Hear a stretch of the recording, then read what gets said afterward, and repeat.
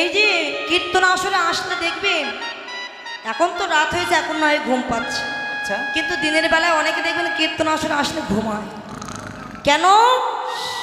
এটা আমাদের দোষ নয়, এই দোষটা কার? একজনের অভিশাপ ছিল যে হরিবাসরে গেলে আমি তাদেরকে কীর্তন শুনতে দেব না। সেটাকে ওই যে বলিরাজা যে বোন ছিল, বলিরাজ না বাবা, শুক্রাচার্যের বোন ছিল। ঘুম পাড়ানি হাই তোলানি, হাই তোলানি কেমন? ওই যে হাই তোলে বারবার। আচ্ছা মাইরা, বলিরাজের কথা শুনেছেন না আপনারা? শুনেছেন তো?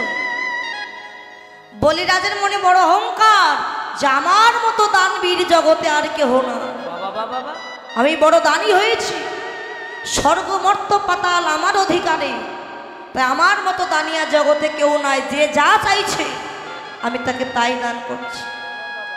তা আজকে দানব্রত যজ্ঞ করছে, এই যজ্ঞটা করলে সে অমর হয়ে যাবে, তাকে কেউ বধ করতে পারবে না। ভগবান অন্তর্যামী মনে মনে বললেন, বলি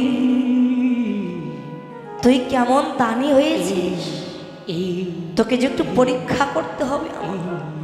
তা ভগবান একটা বামন রূপ ধারণ করলেন, নাম হলো উপেন্দ্র বামন। বামন রূপ ধারণ করে গিয়েছিল ওই বলিরাজের গৃহে। বলি কে? আমি একজন বামন, জাতিতে ব্রাহ্মণ, আবার বামন মানে বেটে খাটো। তা বলো তোমার কি চাই? শুনলাম তুই বড় দানী হয়েছিস, তাই দান ভিক্ষা নেওয়ার জন্য আমি তোর কাছে এসেছি। বলি বলল, আমি তো যজ্ঞ করছি, যজ্ঞটা শেষ করে অন্তত তারপরে তোমায় দান ভিক্ষা দেব। না রে বলি, তুই যদি এক্ষুনি আমায় দান ভিক্ষা না দিস, আমি এক্ষুনি চলে যাব তোর গৃহ ছেড়ে। এখন বলিরাজ চিন্তা করলো, আমি বলেছি যে যা চাইছে তাই দিচ্ছি, এখন আমি যদি এই ব্রাহ্মণকে কিছু দান না করি আমার প্রতিজ্ঞা ভঙ্গ হয়ে যাবে। যজ্ঞ থেকে উঠতে গেল।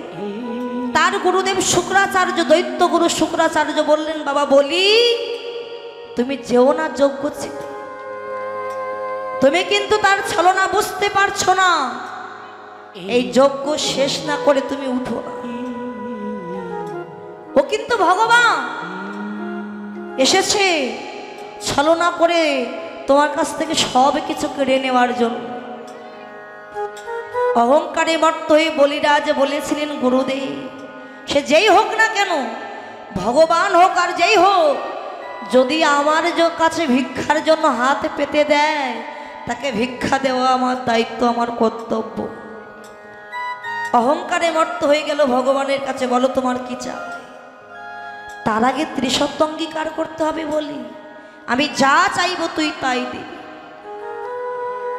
বাবা কুমণ্ডলে চেনেন না? কুমণ্ডল আগে ছিল, এখন দেখা যায়।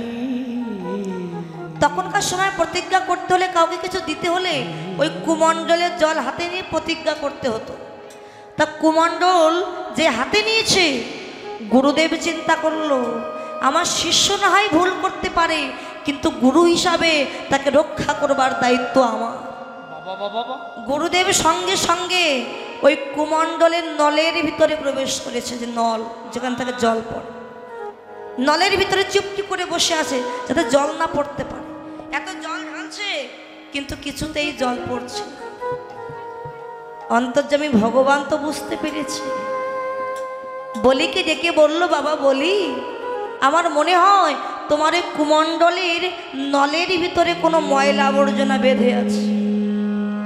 এক কাজ করো, একটা কাঠি নিয়ে তুমি খোঁচা দাও, খোঁচা দেওয়ার সঙ্গে সঙ্গে দেখবে ওই ময়লাটা সরে যাবে, তখন তুমি জলটা নিতে পারবে। গুরুদেব যে বসে আছে সে তো জানে না, একটা কাঠি নিয়ে নলের ভিতরে প্রবেশ করে যেই না খোঁচা দিয়েছে, সঙ্গে সঙ্গে তার গুরুদেবের একটা নয়ন অন্ধ হয়ে গেল। বাবা গুরুদেব বাইরে বেরিয়ে এসেছে, জল পড়ল, হাতে জল নিয়ে প্রতিজ্ঞা করলে, শোনো বাবু,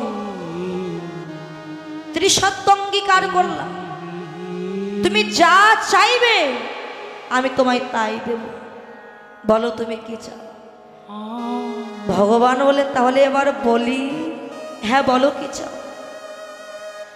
যা চাইবে, ধন মণি মুক্তা হীরা যা চাইবে তাই দেব। ভগবান বলল, বলি আমার চরণের মাপে ত্রিপদ ভূমি আমি চাই। যেই বলল ত্রিপদ ভূমি চাই চরণের মাপে, অট্টহাসিতে মুখরিত হলো বলি, মূর্খ বামন, এইটুকু তুমি বাচ্চা ছেলে, তা তোমার এইটুকু চরণ, এইটুকু চরণের মাপে ত্রিপদ ভূমি নিয়ে কি করবে? তার চাইতে গাভী চাও, সম্পত্তি চাও, ধন চাও, যা চাইবে তাই দেব। না বলি, আমার চরণের নেই চরণের মাপে, শুধু ত্রিপদ ভূমি আমি চাই। মূর্খ, এত করে বলছি তবু তুমি ধন সম্পত্তি নেবে না? বেশ, আমার এই রাজ্য থেকে যেখান থেকে খুশি তোমার চরণের মাপে ত্রিপদ ভূমি তুমি নিয়ে নাও। সঙ্গে সঙ্গে ভগবান বিশাল রূপ ধারণ করে এক চরণে স্বর্গমর্ত আর এক চরণে পাতাল নিয়ে নিলেন বাবা। নাভি দেশ থেকে আর একটা চরণ নির্গত হলো, যার নাম অভয় চরণ। বলিকে দেখছে, বলি ও বলি, এবার এই চরণটা রাখবার মতো জায়গা আমায় দে। বলিরাজ দেখলো, কে? আমি কার সাথে অহংকার করেছি? কেই ভালো যে সঙ্গে সঙ্গে বিশাল রূপ ধারণ করেছে? এ তো আর কেউ নয়, স্বয়ং ভগবান বিষ্ণু। তিনি এসেছেন আমার কাছে, আমার স্বর্গমর্ত সব নিয়ে নিয়েছে। আমার তো আর আপন বলতে কোনো সম্পত্তি নাই। পাগলের মতো ছুটতে ছুটতে চলে গেল স্ত্রী বৃন্দাবলীর কাছে। বৃন্দা না বুঝে আমি ভগবানের সাথে অহংকার করেছি। ভগবান আমার অহংকার জন্য করেছে। এক চরণে স্বর্গ আর মর্ত নিয়েছে, আর এক চরণে পাতাল নিয়ে নিল। নাভি দেশ থেকে আর একটা চরণ নির্গত হল। এই চরণটা রাখবার মতো জমি তো আমার কাছে আর অবশিষ্ট না। বৃন্দাবলী বলল, স্বামী, ভগবান না হয় স্বর্গমর্ত নিয়ে নিয়েছে, কিন্তু স্বামী গো, তোমার যে দেহ জমিখানা এখনো বাকি আছে,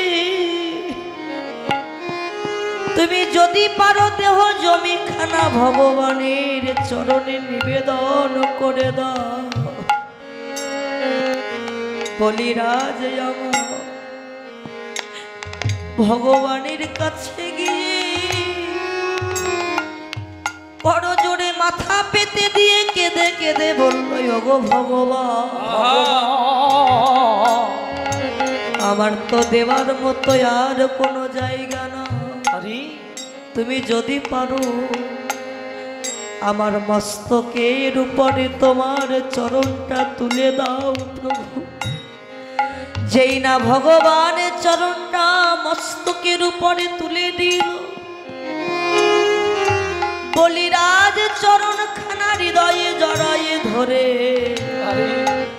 কেঁদে কেঁদে বলে, ওগো ভগবান, তুমি তো আমার সেই ভগবান।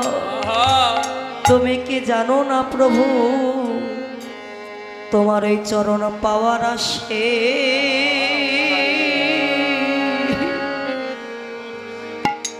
আমার এই ভবে, আমার এই ভবে আসা। ওগো প্রভু,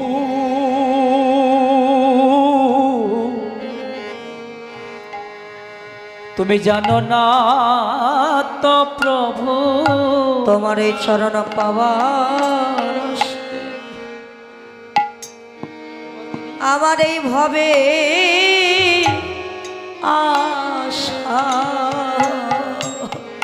তোমার চরণ পাবার আসে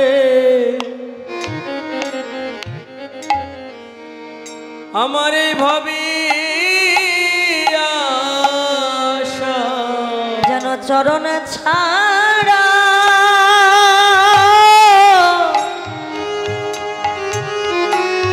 চরণ ছাড়া করো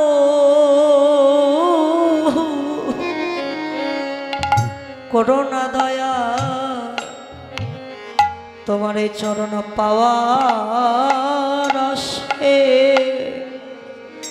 আমার এই ভবে আশা। যেন চরণ নিতাই গৌর হরিব ছাড়া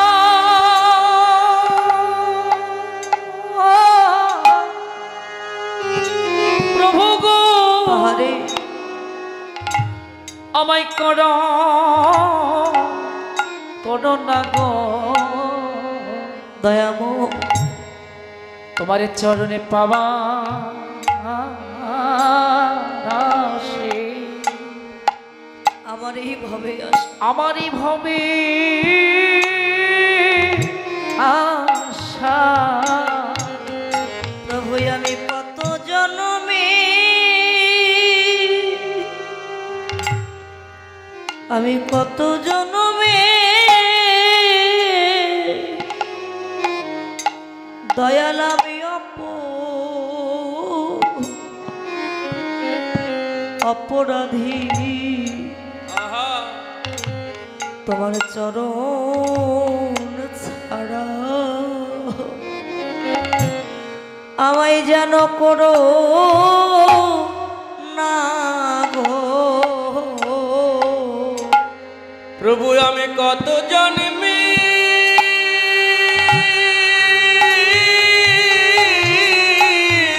রাধে রাধে আমি অপরাধী অপরাধী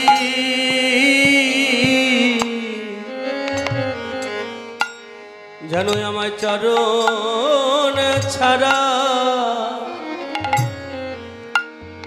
আমায় করো